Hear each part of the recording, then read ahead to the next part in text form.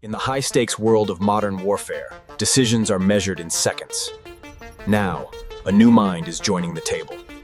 Top U.S. generals are turning to artificial intelligence chatbots, seeking faster operational insights and critical strategy updates without delay. This technological leap coincides with a major strategic pivot. The Pentagon is establishing a new joint task force under Southern Command. Its mission: to intensify all operations against the powerful drug trafficking networks deeply embedded throughout Latin America. And this new strategy has already showed its lethal force. The U.S. has destroyed multiple suspected drug trafficking vessels.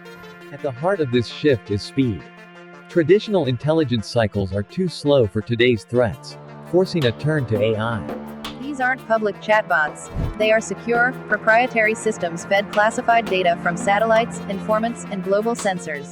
The AI can spot hidden patterns in vast datasets, predicting cartel movements or identifying key logistical hubs for disruption. This technology is now integral to Southern Command's revitalized mission: to dismantle trafficking operations at their source. The new task force combines assets from the Navy, Coast Guard, Air Force, and intelligence agencies for a unified effort. But this aggressive new posture comes at a heavy cost. These high-speed engagements are often final, with reported fatalities. The operations blur the lines between law enforcement and open warfare, sparking international debate and raising difficult legal questions. The trafficking networks are not simple foes. They are adaptive, multi-billion-dollar enterprises that constantly evolve their methods. This forces the military's AI to constantly learn, trying to predict the enemy's next move in a deadly, high-tech chess match. But technology only points the way. Ultimately, it is still elite operators who must execute these perilous missions at sea. For top brass, this is a critical test. Can an AI's strategic guidance translate to consistent success in the field? Yet, deeper questions remain about over-reliance on algorithms. What happens when the human element is sidelined in life or death decisions? The new doctrine is clear: hesitate, and the target vanishes. This puts immense pressure on commanders to trust the machine's judgment. The immediate results are undeniable. Tons of narcotics seized and billions in assets frozen, striking a direct financial blow to the cartels. But this intense pressure creates a power vacuum. On the ground, cartel rivalries explode, leading to escalating violence in civilian areas. Beyond simple targeting, the AI is a master of logistics, optimizing complex patrol routes and managing the vast resources of the task force. Behind every AI recommendation is a team of human analysts, tasked with training the system and catching any potential errors or algorithmic bias. As the U.S. proves the military concept, a new arms race begins. Adversaries are now racing to develop their own AI capabilities. The ultimate question remains: can this fusion of human will and machine intelligence finally win the war on drugs, or just fight it faster? But the traffickers are fighting back in the digital domain. They are now developing advanced methods to deliberately deceive the AI systems. This new warfare style also takes a psychological toll on personnel, creating a disorienting blend of remote observation and direct responsibility. Success depends on cooperation with Latin American partners, but the speed of AI-driven operations often creates friction over sovereignty and protocol. In Washington, lawmakers grapple with the black box problem, AI that provides answers without being able to fully explain its own logic.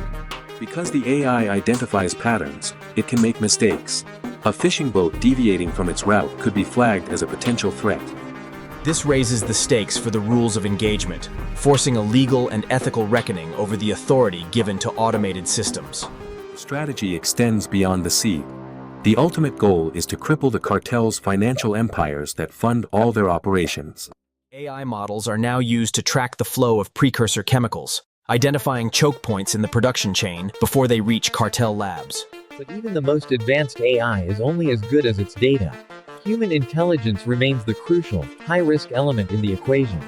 A parallel war is fought online for hearts and minds, where narco-traffickers use social media to craft a narrative of defiance. To sustain this edge, military academies are rewriting their curricula, training a new generation of officers to lead in the age of AI. The Chatbot General is no longer a futuristic concept but a present reality, reshaping the very nature of conflict and command. For the kingpins, however, these tactical losses are just the cost of doing business. They operate on a scale that can absorb the hits. The real price is paid at the lowest levels. where economic hardship forces local populations into the trafficker's logistical chain. The Pentagon's AI is now tasked with predicting these second-order effects, modeling how the network will mutate in response to pressure. This makes the AI itself a high-value target, requiring constant defense against cyber attacks from cartels and state-sponsored hackers. Meanwhile, the full scope of these AI-driven operations remains highly classified, leaving the public with an incomplete and sanitized picture.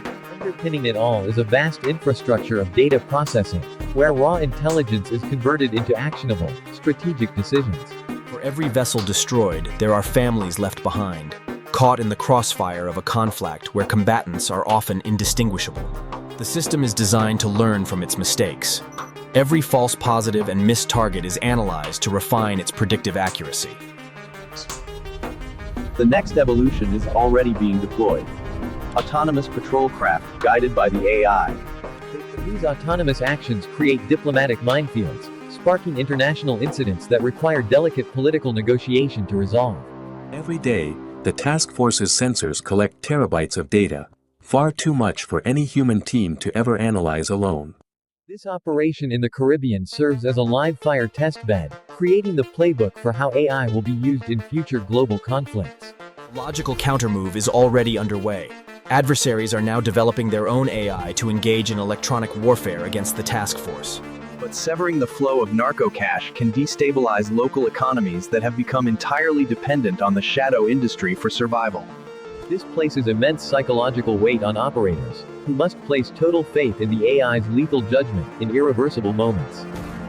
With success comes the inevitable temptation of mission creep, using this powerful surveillance tool to target a wider array of threats.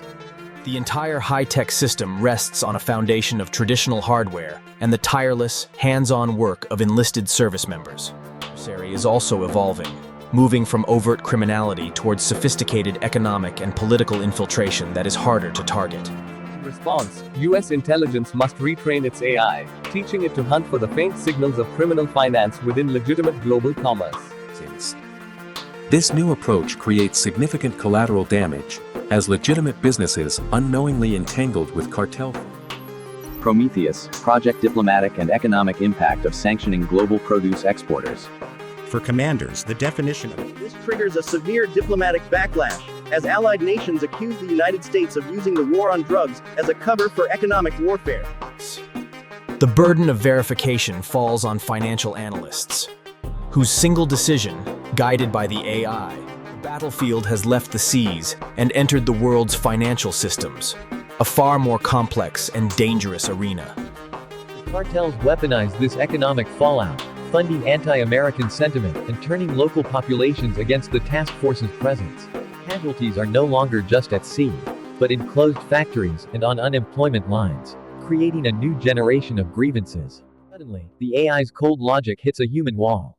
It can calculate financial risk, but it cannot effectively model public rage or political will. This forces the U.S. into a difficult position, shifting from purely military operations to a complex and costly battle for hearts and minds. The AI is tasked with a new mission: information warfare. It now hunts for cartel propaganda and counters disinformation campaigns online. The Chatbot General's role has transformed. He is now a crisis manager in a war fought with action. This new mission raises serious ethical questions. At what point does countering propaganda become a tool for suppressing legitimate dissent? Back home, the operation faces legal challenges. Civil liberties groups argue the AI's mass surveillance is a violation of privacy rights. Facing high-tech surveillance, some traffickers are reverting to low-tech methods, couriers and dead drops that are invisible to the AI. This creates a new challenge for the system. The AI, built to find needles in a digital haystack, can't see a threat that isn't digital. This forces a return to the most basic tool: human intuition. Experienced operators on the ground must make judgment calls the AI cannot. The lesson is clear. The AI is not a silver bullet, but a powerful, complicated tool in a conflict that remains fundamentally human. Much of this revolutionary technology isn't developed in military labs, but is licensed from the private sector's top tech firms. This creates a deep ethical rift within Silicon Valley, sparking internal debates over the role of innovators in modern warfare. The Pentagon is now one of the biggest customers for AI startups. driving a multi-billion-dollar fusion of defense and venture capital. This partnership also fuels a new kind of whistleblowers, tech insiders who fear the ethical lines are being crossed in the name of security. The leaked documents reveal a critical flaw: algorithmic bias. The AI, trained on This digital bias has real-world consequences, leading to the aggressive interception of innocent civilian vessels based on flawed profiles. The exposé sends shockwaves from Washington to Silicon Valley, forcing the Pentagon to publicly address the damning allegations. Suddenly, the private tech companies behind the AI are thrust into the spotlight, facing questions about their technology's accountability. Inside the Pentagon, it's a race against time. Teams of data scientists work around the clock to purge the bias from the system's code. For the cartels, this revelation is not a problem. It is a powerful strategic opportunity to be ruthlessly exploited. They immediately adapt, routing their shipments through shell companies and vessels from nations the biased AI has learned to ignore. The crisis of trust extends to the command structure. Generals must now second-guess their most powerful intelligence tool. Sir, Prometheus is flagging a vessel, 98% confidence. Give me a human-verified signals intercept and visual confirmation. Allied partners, already wary of U.S. methods, begin to pull back, demanding independent verification on all shared data from the AI. The only way forward is to re-educate the machine, a massive effort to build a more equitable and accurate AI from the ground up. Pentagon creates dedicated red teams, adversarial groups, whose sole job is to try and fool the AI and expose its hidden weaknesses. But this painstaking process takes critical time. In the interim, trafficking networks operate with renewed impunity. The crisis forces a profound doctrinal shift, from AI-led commands to a new model of true human-machine teaming. The new model is rigorously tested. Analysts are now trained not to trust the AI's answer, but to interrogate its logic. This more nuanced approach yields better results, turning simple intercepts into opportunities to dismantle the network's infrastructure. But the public crisis of the American AI provided a valuable blueprint for global competitors on how to build their own systems without the same ethical constraints. The AI's mission evolves again, from tactical targeting to strategic forecasting, predicting the root causes of instability that traffickers exploit.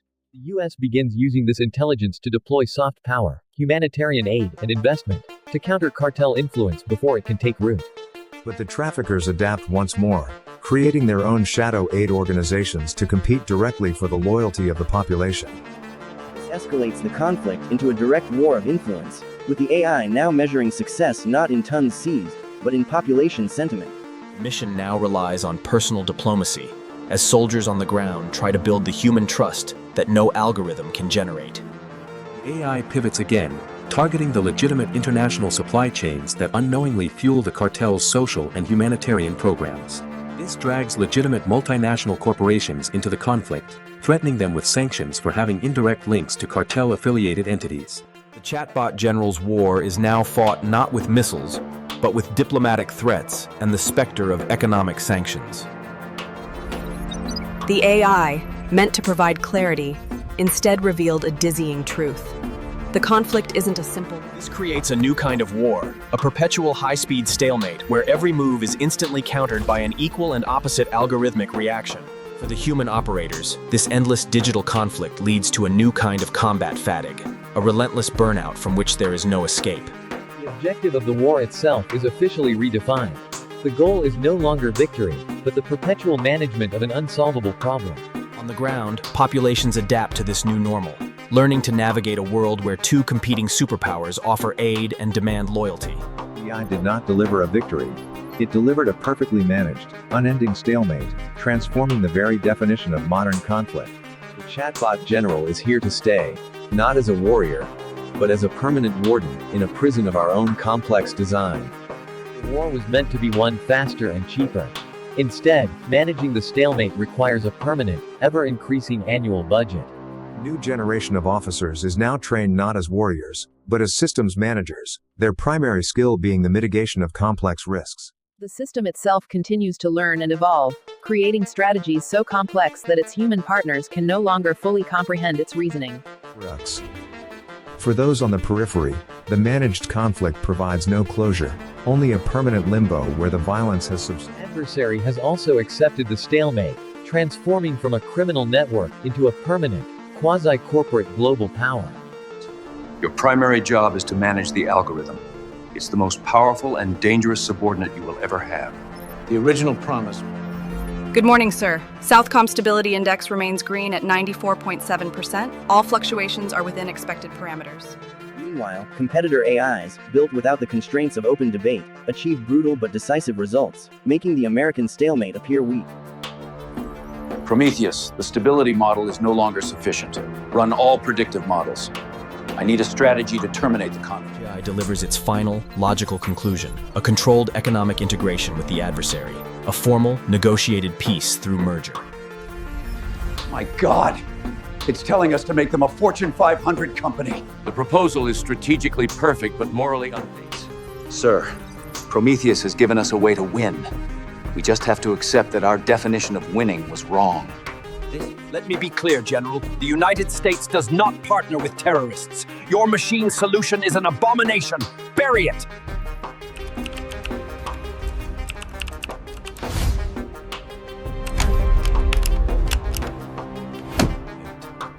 But an idea, once conceived, is impossible to truly erase.